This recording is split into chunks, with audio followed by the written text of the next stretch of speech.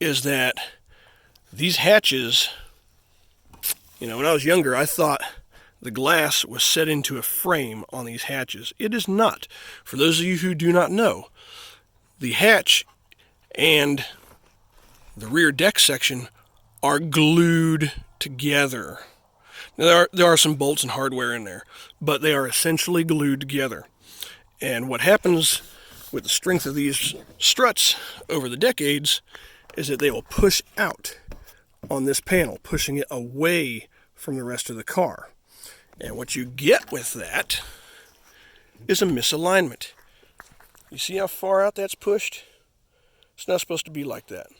There are ways to repair it, but it's not for the beginner. And it may be fairly hard to find a body shop willing to take on that kind of job, because there's a good chance they'll break the glass, and they don't want to be responsible for that. Okay, another thing you look at on these cars is rust underneath the hatch. Mine does have it, but I'm not worried about it because these hatches are still very cheap, very easy to come by. And worse comes to worse, I will replace the hatch again. And those of you that don't know, there's a sticker for the VIN number. Now, that is not the VIN number to this car. As I said, this hatch has been changed out. What you can do with this information right here, though, is you can go up there to the front of the car, corner of the dash, bottom left corner of that windshield. The VIN number is stamped there in metal. Go up there and look at that VIN and compare it to this one if the sticker is still here. And that'll tell you if the hatch is original to the car or not. For the most part, that really doesn't matter, but if you have any suspicions about the seller, about whether or not he's on the up and up, whether or not there are stolen parts on the car, there's one way to verify, one way to check it out. If the VIN numbers don't match, ask him. Find out what the story is behind it. Like I said, on this car, I swapped this hatch out. The original hatch for this car went onto the parts car and got sold to a guy that was building a drag car. So, that car's a lot fast. That hatch is on a much faster car now. Oh yeah, before I forget, another thing you want to check. There's a hatch motor down inside these. When you close this hatch, factory, you're supposed to set it right there. That latch is supposed to grab it, and it's supposed to suck it in tight and latch. Mine doesn't work. The motor needs to be replaced on it. They're not that expensive. They're about $140. For some people, that can be pretty expensive. If you care about it, buy it, replace it. It's not a difficult job. It's not hard to get to. It's basically those two screws right there. That one and that one. And then there's a couple of plastic nuts that normally go in those holes. There's one that's still there, right there. Pull those out. That entire plastic piece comes out. And you have full access to that latch. Uninterrupted. Easy to get to. Easy replacement job. So, the next thing you want to look at while you get the hatch open, what's in the back of the car? Fluids will tell you a lot about a car. I'm seeing motor oil. I'm seeing a bottle of transmission fluid. I'm seeing a radiator hose. Ford taillight that I haven't gotten out of there yet. And there's antifreeze. Okay. Could be this guy cares about maintenance. Could be this guy wants to make sure he's got fluids with him just in case something happens and he needs to top something off. Could also be this car has a consumption problem. You want to look for things like bottles of power steering fluid that are half full. Of course, bottles of transmission fluid. You should have some oil with you on these. The car's 30 years old. You're going to need to top off the oil if you're going on a trip or something. If you're driving this thing full time, daily driver, you need to be keeping fluids with it. But it could have an oil consumption issue. Seeing bottles of coolant, it might have a coolant consumption issue, or the owner might just care about maintenance. He may check his fluids all the time and he just keeps us back here for convenience. Ask him, find out. If you want to find out whether or not the door lock keys are original to the car or not, if that matters to you, ask to see the keys. Because most people, when they replace the locks out there on the doors, they don't go and buy the tumbler for the little glove box back here. If that door lock key doesn't match that tumbler, then the door locks have been replaced on the car, most likely. Again, not a big deal, but If it matters to you, that's something to look at. Now, back to the hatch motor. If the little pull-down motor is not working, gently but snugly close that hatch, and it will latch. Okay, next thing you want to look at, right here, hood release.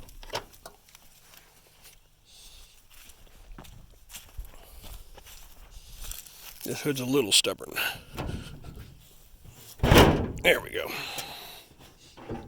Need to put a stronger spring on it. Now again with the struts, you want to make sure they work. These ones work beautifully. See, I'm fully stepped away from the car. Hood is staying up on its own. It's not sagging. It's not dipping to one side. Looks good, works good. You just want to do your general check around here. Now I mentioned that there's a radiator hose in the back of the car. Look here. Brand new Gates radiator hose. If the top one's been replaced, you want to be damn sure they also did the bottom one. You want to make sure they're not being lazy. Look at that. Brand new one on the bottom. Okay. That points to a coolant issue. What kind of coolant issue did he have? Look up here at the thermostat if you can see any silicone or sloppy work or anything like that. I have put a new thermostat in this car. So there is a new thermostat in there. But, you know, do good clean work. There's nothing sloppy. And those bolts are Loctited. Okay, coolant issue. Take a look at this right here. This is the issue I currently have on this car that will be remedied this spring, but if you're looking at one of these, you want to look at this. There's a coolant leak right here. You can see it. I got a bit of a glare, but you can see it plain as day right there. You want to make sure it's not coming from this hose. This goes into your heater system. You want to make sure it's not coming off of this, because this goes to your return. While we're on that subject real quick, you want to make sure this return isn't leaking. Return, expansion tank, catch tank, whatever you want to call it. You want to make sure this is not leaking. This is one of the biggest things that leads to an overheat problem on these cars. Is they will dry out and they'll crack right here because they're so close to this motor, all this heat underneath here. They'll crack right down here, or they'll crack around that bracket and leak coolant out. And it'll lead to a low coolant problem if you're not watching your coolant levels. And it will overheat these cars. These cars draw air from underneath. They don't draw it through that grill. It's drawn from underneath. And you see that big splitter right there? That is to direct air up into that radiator. If that's missing on the car, that's a red flag. Without that, these cars have a harder time cooling. You need that piece. And it needs to be in decent shape. These always get rubbed on curbs and low clearance crossings and stuff, so you want to look at that. Again, this is not an IROC, but if it was, there would be a bracket here, in here, for a fog lamp on both sides. Instead, they're a kind of air inlet, but they don't bring a lot of air in.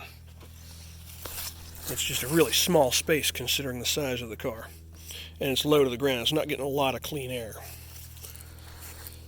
Okay, back to this coolant deal. Coolant leak right there. What's going on?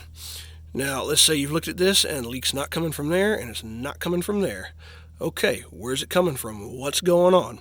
This is not an original radiator. If you know these cars, they had a brass radiator in them from the factory.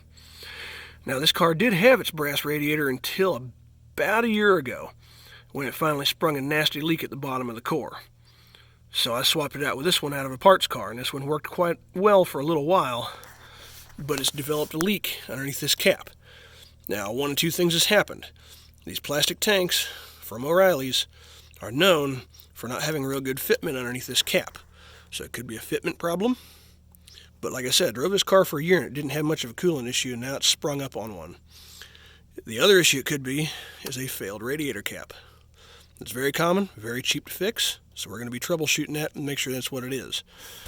I'll put another cap on it. We'll see if it continues to do this. If it does, then the car will continue to be parked until I get a new radiator for it. The next radiator for this car is not going to be an O'Reilly's $135 Murray radiator, and it's not going to be an original. I'm going to a 3-core aluminum Mishimoto radiator in this car, just because I don't like having coolant problems. I've lost a couple of transmissions over the years to coolant problems. I'm not dealing with it. I'm going to nib it in the bud, and it's going to be fixed as right as I can possibly fix it. You also want to make sure these coolant fans work. Make sure they come on when you start the car. If it's a running car, if you're buying a really cheap third gen and you don't care if it runs or not because you're going to swap an LS into it, knock yourself out. Who cares if any of this works? Okay, a lot of guys will claim these cars have a 350 in them. You'll see the ad, and rebuilt 350, blah, blah, blah. Okay, don't fall for the rebuild game. Assume that everything in the ad is a lie until you are able to confirm it. And don't confirm it by saying, hey, is this motor really rebuilt? Because he'll tell you, oh, yeah, we did it last summer. Yeah. Don't rely on it. I don't care. If he doesn't have paperwork, if he doesn't have warranty from a shop or proof that the job was actually done, don't buy a damn word of what the seller tells you. Most of the time, these guys say that there's been a 350 swapped in. It hasn't. Good way to tell is if it still has all the factory crap on it. Factory AC condenser, factory tensioner pulley, still has all the factory smog junk, all of it, all in its original place or original position. Every bit of that smog crap is still on this cart. Every bit of it. If it's all still there, chances are it's a 305, unless you're looking at an IROC. The IROCs did have a 350 option. So you'll have to use your judgment there. Now, I'm assuming most of the guys, if you're car guys, you know how to check fluids. I'm not going to go through that. There's your motor oil dipstick right there. Transmission dipstick right there. Just make sure the dipstick for the transmission is not leaking at the bottom. Make sure the O-ring hasn't failed, because that will burn you. 700 R4s, like all other automatic transmissions, like to stay cool. You also want to make sure while we're here that screen is there and properly in place. Mine's not quite fitted right, but it's off of a parts car. It's a little out of shape. If that's not there, then you're going to have debris down in the gutter. And another thing these cars like to do is rot at the bottom of that gutter. That gutter comes down right there. You can see that seam, if this thing will focus. You can see that seam right there is the bottom of that gutter. It'll rot right in there all the way across if you don't keep the debris out of that channel. Another thing these cars do, master cylinders leak. These caps get old, they warp. This one has done it. I need to replace that lid. When they warp, they will leak. This one is leaking. Let me see if I can get you around for a better angle. Right there. You can see where the brake fluid has gotten through my paint. That's the first thing I'm doing this spring, is taking all this apart, sanding that down, making sure there's no holes. If there are holes, they'll be repaired. But you want to look at this shit, because if it's rotted out there, that's structural. Now right now it's just surface rust. See if we can get in here a little better. Yep, there we go. There's a good shot. Right now that's just surface rust. If it starts to open that seam up, you're in trouble. Because that, although it's been repainted by the previous owner, that is your strut tower. That is your front suspension. So the structure starts to go away out of this corner. Your car is going to start to fold like a taco. And it happens on these cars. I've seen a lot of these, especially T-top cars. This issue here has nothing to do with T-top cars. But the problem with T-top cars, T-top seals always leak. Always. Always, always, always, always. I don't care if it's got brand new seals in it and he's got paperwork to prove it. They always leak. T-top come back to about here, all the way across. And there'll be what's called a T-bar runs across the center up there.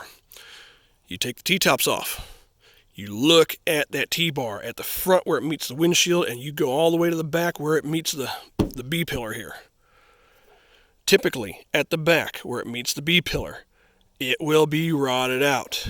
Okay? They can be replaced.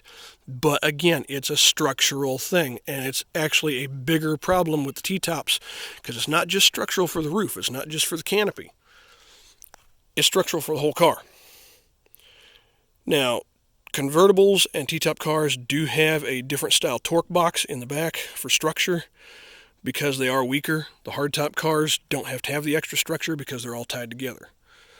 But you want to make sure that that's not rotted out or twisted or hanging off up there, because that will cause major problems. Another problem with T-top cars, because they always leak. You want to come over here, you want to go to the back of that console, you want to look straight down at the carpet. Right above it, right behind here is where those T-bars usually end, right about here. They will leak. They will drip on that console and across this carpet. You will see stains. If you see that, the next thing you do is you climb underneath this car the best you can. You make sure these floor pans are not junk. See, mine are getting a little rough. And this car's been fairly well taken care of. But see, I got a spot right there I need to get taken care of. But I've seen a lot of T-top cars with no floors in them. You can look underneath them like this and look right at the carpet. So, be cautious of that. Also, you want to look for any, while you're down here, look for any leaks or fluids out here underneath on the motor and transmission. You can tell that transmission pan's a little wet. Alright. Door strikers are another common problem. You can get a little sleeve for these, it tightens them up. It takes a lot of the issues out of closing these doors, but these doors are freaking long and heavy, and they're gonna sag. So if you buy the car, look forward to putting sleeves on the door pins or replacing the entire door pin. And also the hinge pins right there. Let's see where, yeah, there's a better way to see it. These right here will get slop in them, and they'll start to sag and give you problems. Okay, probably should have mentioned this earlier in the video, but if you're going to look at one of these, do it cold. Tell the guy not to start the car. If he has started the car, it's up to you whether or not to proceed. If he started the car, there may be a reason for it. He may be trying to hide something. He may be warming the car up so you don't hear a knock or a tick or a transmission issue or something. If he has warmed the car up, be cautious. Or if the guy is just coming off as shady from the start, walk away. There's plenty of these out here, and they're cheap. These cars are not expensive yet. Well, in this condition, they're not expensive. Also, while we're looking for leaks, that is an oil leak at the front of the intake. And you can see silicone right there. That intake has been off this car. Someone has done work in this motor. And also there's a new water pump because, replacement water pumps don't get painted unless the buyer paints them. Really wish somebody would have painted this one. I will probably replace it, and when I go to do that, I will paint it just to keep it from rusting like that. Anyway, that's surefire evidence right there that someone has been in this engine. Now, I own this car. Like I said, I've had it 3 years. And this car does need valve guides. It does smoke when you rev it and when you leave off of a stoplight. Smoke just for a minute, and then once you're rolling, it doesn't smoke anymore. It doesn't roll smoke going down the road. If it does roll smoke going down the road, don't buy it. Because if it's rolling smoke going down the road, it's not just valve guides, it is piston rings, which means a rebuild. Now, that only matters if you want to keep the original motor and you're planning to drive the car. If you're buying it as a project to swap in a 350, 454, LS, I might get some hate for this, but if you're going to put a Coyote motor in it or whatever, 4BT Cummins, if you think you can squeeze it between the K-member and the hood, then it doesn't matter if the car runs, if you can just get it home. Oh, good way to check to see if he has warmed the car up yet or not. Like, if you roll up and the car is sitting there idling, obviously he started it. But if it's not running when you get there, don't touch him, but you can get close to him. And if that exhaust manifold right there is warm, it's been started and warmed up. You see, I'm touching it right here. She is cold. I drove this car yesterday. Just up to the store and back, because I'm not going to go far with that radiator issue. On it is a fairly new battery. It's something to notate. It's a good indicator of what kind of maintenance has been done. Here's a nice little bonus for you guys. I have the keys for this car here. Look at these keys. What's that say? Curtis RA-5. What is that emblem on there? It's not a GM emblem. It's not GM, it's not Chevrolet. It's not a Camaro emblem. What's it say on the other side here? Fitz AMC. What is an AMC key doing on a ring for a third-gen Camaro? Don't make any sense. The only thing I can think of is that this was a generic key blank that was available at whatever hardware store they had these keys made at, and they just cut it to fit this ignition tumbler. Okay, we're going to do a cold start. You want to make sure this ignition has not been tampered with, it's not broken. Without putting the key in, you want to jiggle it, make sure it doesn't do any full rotations on its own. See, this one jiggles a little bit and then it clicks right there. It's not in the on position, but that's an indication that this is worn down. These are not fun to replace. I highly recommend, if you are not mechanically inclined, if you do not know what you're doing with this, that you just go ahead and pay a shop to do it. Shop will have the right tools and the right experience to do this right. There's a big ass lock cylinder right here, and without the right tools, it is a bitch to remove. Okay, key in. Just put it in the on position. Make sure all your dummy lights are working. Tone went out. Okay, now we're going to start it. Now, this is a fuel-injected car, okay? You should not have to touch that throttle. I'm just bouncing my foot off the pedal. I'm not actually pushing the rod, okay? If you have to put your foot on a fuel-injected car to start it, you've got a fuel system problem. Or you've got a leaking intake or a problem with the injectors.